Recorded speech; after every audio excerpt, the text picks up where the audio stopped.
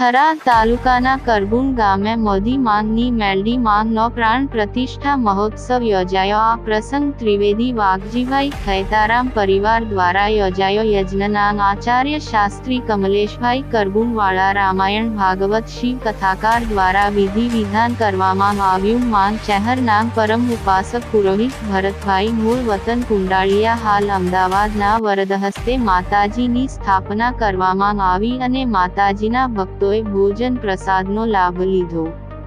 પૂર્ણાહુતિ સમયે વરસાદના અમીછાંટના થતાં ભક્તોમાં અનેરો આનંદ જોવા મળ્યો।